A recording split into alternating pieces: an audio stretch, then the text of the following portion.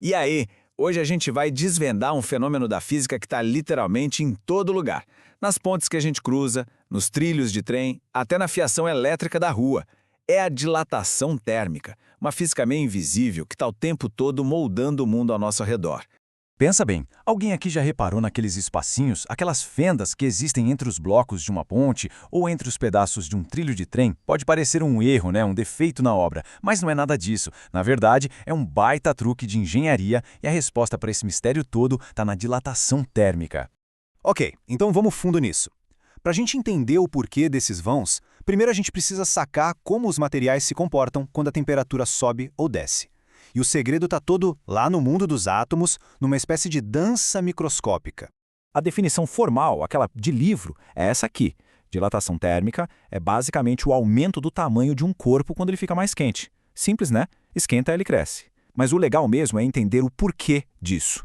E a explicação é sensacional. Tudo acontece no nível dos átomos. Quando a gente esquenta alguma coisa, a gente está dando energia para as partículas dela. E com mais energia, elas começam a vibrar muito mais, ficam super agitadas, tipo uma festa. Nessa agitação toda, um átomo começa a empurrar o outro e eles acabam precisando de mais espaço para se mexer. O resultado? O objeto inteiro expande. E claro, o contrário também acontece. Se o objeto esfria, os átomos perdem aquela energia toda, se acalmam e voltam a ficar mais juntinhos. É o que a gente chama de contração térmica. Então, é esse o jogo, um eterno estica e encolhe, tudo comandado pela temperatura. Mas atenção, a dilatação não é uma coisa só. Dependendo do formato do objeto, a física gosta de separar essa expansão em 3 tipos diferentes, para facilitar a nossa vida. O primeiro tipo é dilatação linear. É a mais fácil de imaginar. Pense em coisas que são basicamente compridas. Um fio, uma barra de metal ou os próprios trilhos do trem. Nesses casos, o que mais interessa para a gente é o quanto eles aumentam no comprimento. É a expansão em uma dimensão. Depois temos a dilatação superficial. Agora a gente está falando de objetos mais planos, como uma chapa de metal ou um piso de azulejo. Aqui, a expansão rola em 2 dimensões. O material cresce tanto no comprimento quanto na largura. No fim das contas, o que aumenta é a área total dele. E por último, a dilatação volumétrica. Essa vale para basicamente tudo que tem 3 dimensões. Um bloco de concreto, uma bola de boliche e até mesmo os líquidos. Nesse caso, o corpo cresce para todos os lados ao mesmo tempo, para cima, para os lados e em profundidade. O volume total aumenta. Certo, a gente já entendeu o conceito.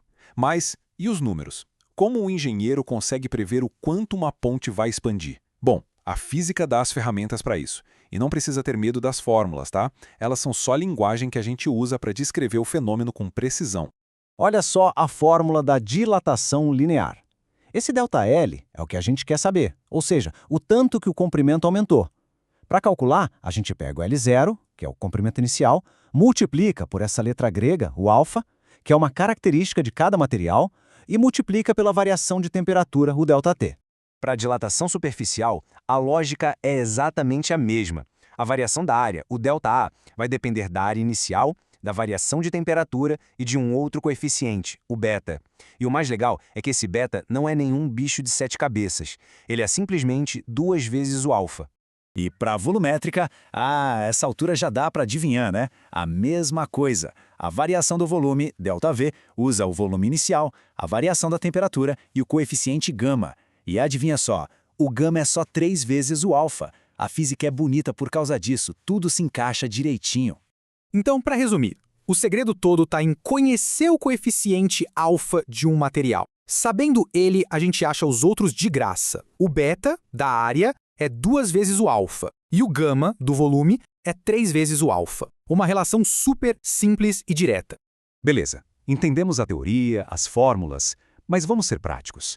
Por que saber tudo isso sobre átomos dançando e coeficientes gregos é tão crucial na vida real?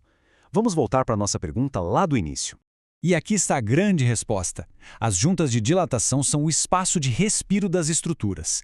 Elas existem para dar lugar para o concreto ou para o aço se expandirem nos dias de calor sem que eles empurrem tudo e causem um desastre. E o mesmo vale para os fios de alta tensão. Já reparou que eles sempre têm uma barriguinha? É de propósito. É porque no frio eles encolhem. Se fossem instalados super esticados, na primeira onda de frio, eles poderiam simplesmente arrebentar. A física é demais para explicar o mundo e às vezes dá até para tirar um sarro. Pra gente fechar com chave de ouro, que tal uma piadinha de físico? A piada é a seguinte: um cliente chega no bar e pede: "Me dá um suco de lata". O garçom, que manja de física, responde: "De lata, mas tem que esquentar". É uma piadinha boba, eu sei, mas ajuda a gente a lembrar do conceito principal. E a reflexão que fica é: em quantos outros lugares do nosso dia a dia a dilatação térmica está agindo sem que a gente nem se dê conta? A física, meus amigos, está em todo lugar.